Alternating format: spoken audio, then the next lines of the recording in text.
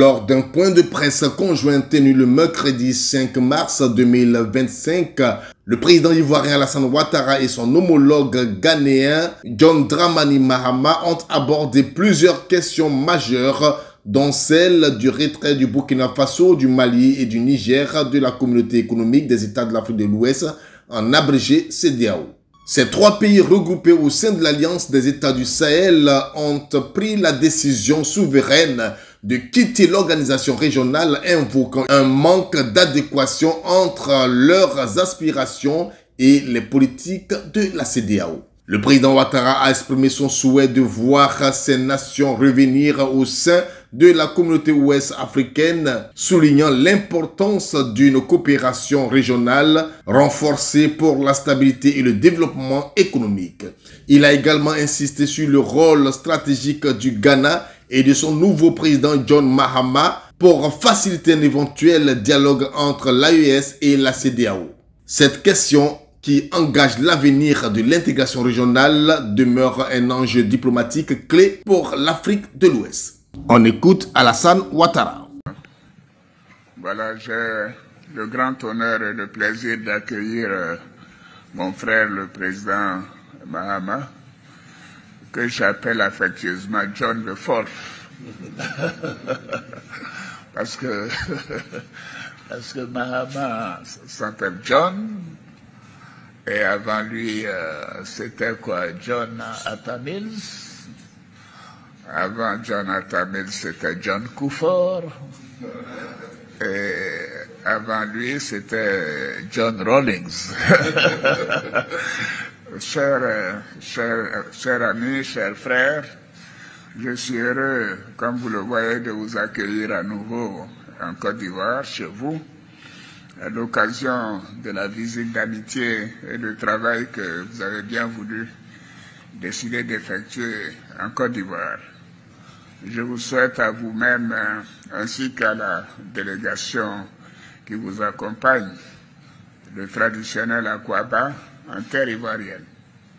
Et je vous demande de transmettre mes chaleureuses félicitations à Madame Mahama. Je voudrais vous réitérer mes félicitations suite à votre accession à la magistrature suprême de votre beau pays, de votre grand pays, le pays voisin de la Côte d'Ivoire, une grande locomotive de la sous-région ouest africaine.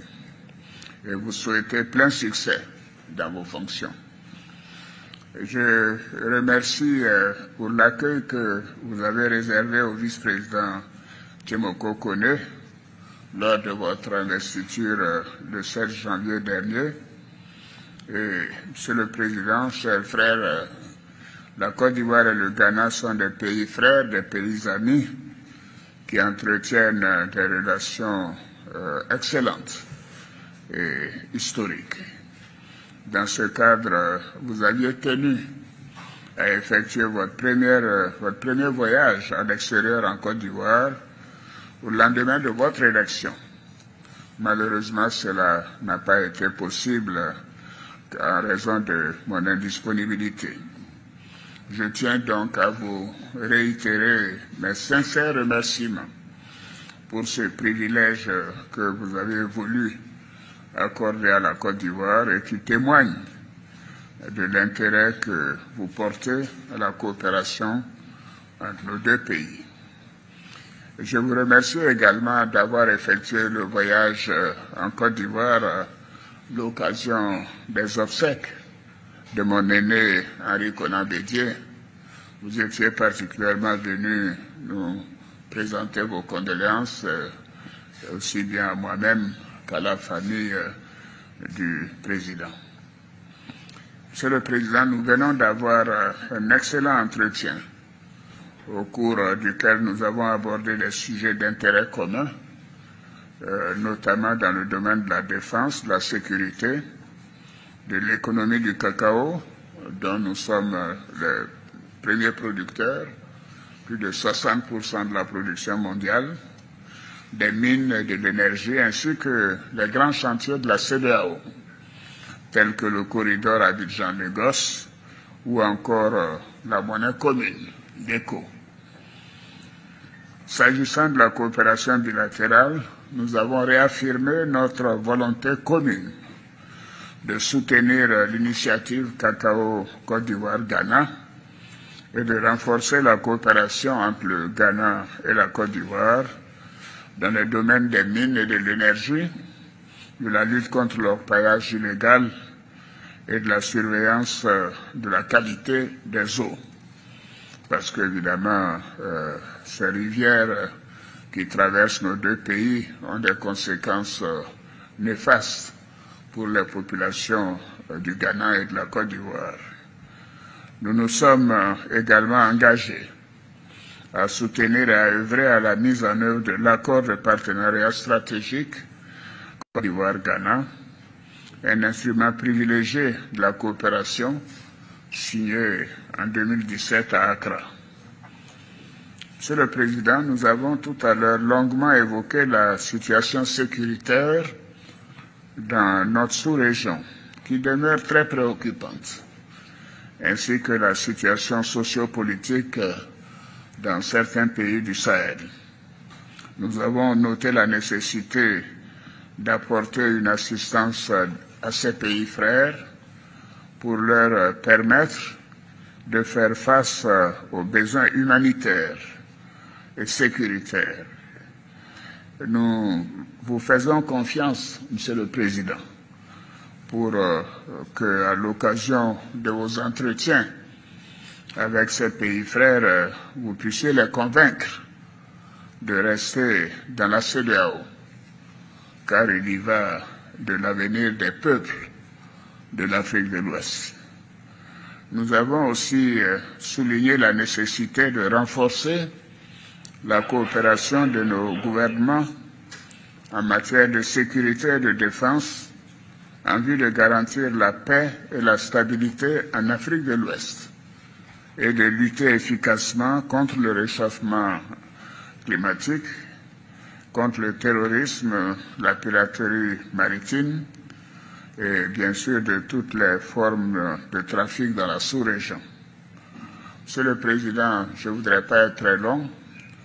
Je voudrais vous dire combien je suis heureux de vous revoir, de vous renouveler mes remerciements pour cette visite fraternelle et pour réaffirmer la disponibilité de la Côte d'Ivoire et de mon gouvernement à œuvrer au renforcement des relations historiques d'amitié, de fraternité et de coopération entre le Ghana et la Côte d'Ivoire. Nous aurons l'occasion de nous entretenir plus longuement tout à l'heure. Je voudrais vous dire combien je suis heureux de cette opportunité.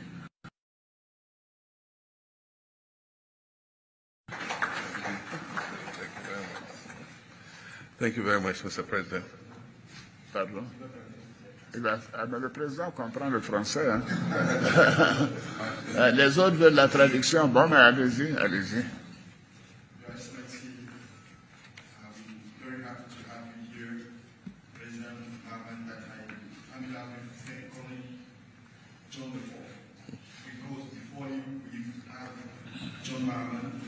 John before, John Rollins, and you are number 4. Dear friend, dear President, I'm very happy to have you here and for this visit of friendship and work. Akwaba, and welcome to your country. I would like also to say congratulations for the occasion of your elections in Ghana, and during your inauguration, you welcomed a huge delegation. Unfortunately, I was not available at that time. Thank you very much for this. Thank you again for you welcomed President Temoko Melie on the occasion of your inauguration. You know, Ghana is a great friend, and you wanted me to visit your country, but I was not, as I said, available. Côte d'Ivoire and Ghana has a lot to do together, especially in many fields like the Côte d'Ivoire-Nigeria corridor, with the management of illegal gold mining that is definitely impacting our two countries, especially their forests and the rivers. We also have to strengthen this strategic partnership agreement that is also good for our countries. security in Sahel is a key issue for us as well. And we do trust you so that we can bring all the necessary things to assist the two countries to remain in ECOWAS and also to help in consolidating security and solving humanitarian issues that we are helping them to attend. We trust you, Mr. President, to definitely once again convince those three countries because they are key in ECOWAS. We need to also strengthen security cooperation, fighting terrorism, and also keeping at bay maritime piracy. I'm also happy to see you once again. As I told you, Côte d'Ivoire is available, and we will take all the necessary measures to strengthen this historic friendship cooperation we used to have together.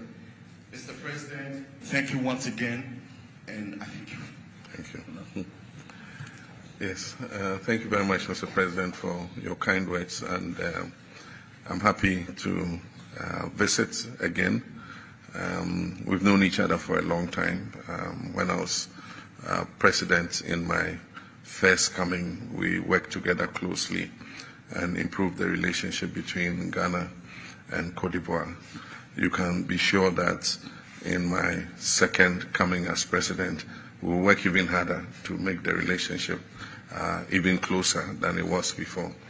I called personally to thank you for the big delegation that you sent to my inauguration. Even though you couldn't come yourself, your delegation represented you very well, and Ghanaians were very happy to welcome them. We're all proud about the progress Cote d'Ivoire has done economically. I mean, growing at a growth rate of 6 to 7%, in these turbulent times in the world is very impressive. Unfortunately, Ghana has suffered some economic setbacks, but we're working hard to try and bring things back on track. We know that Ghana and Cote d'Ivoire's economy are some of the biggest economies in West Africa, and if the two countries do well, it impacts on the whole of the sub-region. We're happy to continue to cooperate with Cote d'Ivoire on the Cocoa Initiative because our two countries produce almost 80% of the total cocoa available in this world, and so it is good for us to maintain solidarity in both cocoa production and how we market the cocoa in the world so that we're able to create prosperity for our people. I want to add my words to yours in expressing concern about the happenings in our sub-region, especially with regards to our three sister countries. We faced challenges like this before. I remember when we worked together in ECOWAS and we had the crisis in Burkina Faso, we were able to resolve it and help them to transition back to constitutional rule. I've come with a new mandate from the people of Ghana and maybe with a new face. So I will offer myself as a bridge between ECOWAS and the three countries and see how we can work with them so that they not only remain within our sub-region but also do the transition to constitutional democracy. Incidentally, I have a pending trip to the three countries, and so when I go, I'll mention my discussions with you and how concerned all of us are about the situation in their countries so that we can get an early resolution to the crisis that we're facing. We're prepared to help them to fight terrorism, because in Africa, we all know that when your neighbor's house is on fire, you have to help him to quench it before it spreads into your own compound. And so we'll continue to stretch out a hand of friendship to the three sister countries so that we can continue to work together. God did not put us in this sub-region together for nothing. He put us for a purpose, and our people are the same. Our people straddle our borders, and we're one and the same people, and so there's no reason why we cannot work together. I've noted your concern about the issues of climate change, because climate does not respect borders. We share the same climate, and so whatever we do in destroying the climate in Ghana affects Cote d'Ivoire, and the same thing vice versa. And so we note our responsibility on our side to halt the destruction of our forests by illegal gold mining. We call it galamsey in Ghana. And already my government has started to do an effort towards restoring the 44 forest reserves that have been invaded by these gold miners. Our strategy is first to get them out of the reserves and then start the work towards restoring the forest reserves. We also take note of the destruction of our water bodies, and some of these water bodies we share with you. And so if they are being polluted on the Ghana side, they affect Cote d'Ivoire. And so I note your concern, and we'll do everything in our power to try to stop what is happening. I'm happy to meet with you again. The relations between Ghana and Cote d'Ivoire are historical, and I think that we can work to even make them stronger in terms of trading amongst ourselves. Now we have the African Continental Free Trade Area, and so we can expand the goods and services that we exchange ourselves using the African Continental Free Trade Area, which is headquartered in Ghana at the moment. But I just want to give my best regards to you, and also to extend my regards to Madame Dominique, and to extend the regards of my wife Lodina to Madame Dominique, and say that she's willing to come and visit her at the earliest possible opportunity. And so I thank you very much once again for the warm welcome we have received since we came here.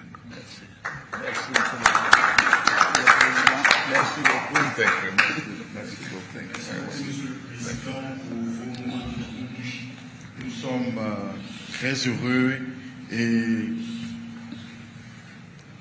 le Ghana et la Côte d'Ivoire sont bien entendu dans de bonnes relations. La Côte d'Ivoire a un poids important dans la sous-région avec ces situations que nous connaissons d'agitation économique. La Côte d'Ivoire a pu faire une croissance économique de entre 6 et 7%. Cela est remarquable. Je pense que nous devons continuer à travailler ensemble, la Côte d'Ivoire et nous. J'ai noté, bien entendu, Monsieur le Président, les préoccupations que vous avez énumérées, notamment le problème de nos pays frères de l'AES, que nous allons essayer de traiter de la meilleure manière, parce qu'en Afrique, nous avons ce dicton qui dit que lorsque la maison de votre voisin brûle, vous ne vous réjouissez pas, mais vous aidez plutôt à atteindre le feu afin qu'il n'atteigne pas votre maison. Le Ghana et la Côte d'Ivoire sont un même peuple. Nous voulons travailler à changer les choses. Surtout aussi, Monsieur le Président, lorsque vous parlez de l'orpaillage clandestin, j'ai pris note parce que cela impacte nos deux pays. Surtout qu'au Ghana, nous avons 44 réserves de forêt qui ont été touchées, et surtout aussi nos réserves d'eau qui sont impactées par l'effet de l'orpaillage clandestin. Cela impacte et produit aussi des effets du changement climatique sur nos deux pays, parce que le climat en Côte d'Ivoire et le climat au Ghana sont les mêmes. Monsieur le Président, je voudrais donc aussi, à la suite de ce que je viens de dire, encourager nos relations, puisque la Côte d'Ivoire et le Ghana sont impliqués dans cette zone de libre-échange qu'est la ZLECAf, dont le siège est au Ghana. Nous pensons que nous pouvons continuer à renforcer la coopération dans ce sens-là pour le bien-être de nos deux pays. Je voudrais, par ma voix à présent, vous transmettre les salutations de tout le peuple ghanéen, à vous-même et à votre épouse, Madame Dominique Ouattara. Mon épouse également me charge de lui adresser ces salutations. Elle espère pouvoir lui rendre visite très bientôt. Je voudrais vous remercier encore une fois pour l'accueil chaleureux qui nous a été réservé depuis notre arrivée, Monsieur le Président. Merci encore une fois pour votre accueil. Merci, merci beaucoup. Merci. Bien, est-ce qu'il y a des questions? Vous devez avoir faim, je pense qu'il n'y a pas de questions. Ah, il y a des questions. Bonjour, messieurs les présidents. Pierre Donadieu de l'agence presse à Abidjan. Ma première question pour le président ghanéen.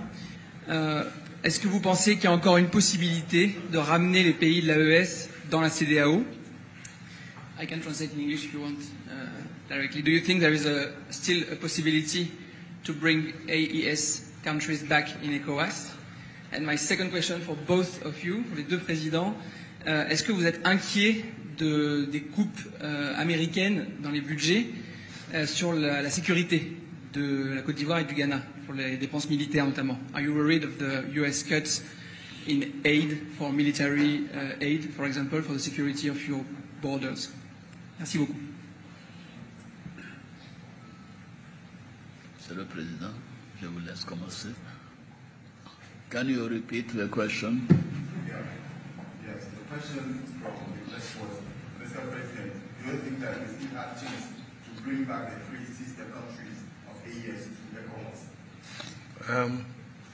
Yes, why not? Never say never. I believe that there's always a possibility to be able to reassure them that, ECOWAS is a committee of nations that covers our entire sub-region, and ECOWAS is beneficial to all our countries. They are better as part of the 15 than only as 3 countries. And so I do think that we must maintain continuous engagement with them, and we just remain hopeful that eventually we should be able to surmount the differences. There's more that unites us than what divides us in terms of trade, in terms of our people. There are many people from the 3 countries residing in our countries, in Cote d'Ivoire and in Ghana. We have Malians, we have Nigerians, we have Burkinabes, and our ethnic groups even straddle the borders. And so there's more that unites us than divides us. And so we're hopeful that, they'll realize that being part of 15 is better than being part of 3. Oui, bien sûr, pourquoi pas. Je dirais qu'il y a toujours la possibilité de ramener nos pays frères à la maison. Et il est bon de rester dans un groupe de 15 que de rester dans un groupe de 3. Il y a toujours des possibilités. Ce sont des pays qui comptent dans la sous-région, et la sous-région a une importance pour ces pays-là dans la mesure où il y a des populations de ces pays qui sont en Côte d'Ivoire. Il y a aussi des populations de ces pays-là qui souffrent sur les lignes de frontières, et je pense qu'il y a toujours des choses à faire parce qu'il y a un intérêt économique à gagner dans la CEDEAO. Comme je l'ai dit, il est toujours bon de rester dans un groupe de 15 plutôt que de rester dans un groupe de 3. And there was another. La deuxième question. The second one. Yeah. The second question was, Mr. President, what is your take regarding the cuts in the defense budget from USA? If I captured the question with me. Okay. Okay, from the US. I think that US has a right to decide who it wants to cooperate with. And so if it decides that it's cutting assistance to countries in its strategic interest, it has the right to do so. But then we also have the right to learn to look after ourselves. I know about the cut in US aid, and we're presenting our budget in March. So we've already adjusted our budgets to make up for the shortfall in US aid. I'm not yet notified of any cuts in defense cooperation, but if there is, then it means that we have to make the adjustments to cover it. Bien sûr, j'ai entendu parler de ces réductions. Vous savez, les États-Unis ont le droit de reviser leur stratégie de coopération, de voir comment est-ce qu'ils pourraient orienter leur financement. Je pense que c'est aussi une opportunité pour nous de voir comment on pourrait compter sur nous-mêmes. Et j'ai entendu aussi dire qu'il y aurait des réductions dans l'USAID. Et je pense que cela a été pour nous une opportunité de revoir aussi nos stratégies économiques. Oui, mais pour en ce qui me concerne, pour la première question concernant les pays de l'AES, vraiment j'encourage le président Mahama et je voudrais aussi lancer un appel aux pays de l'AES pour dire que nous sommes mieux à 15 qu'à 3.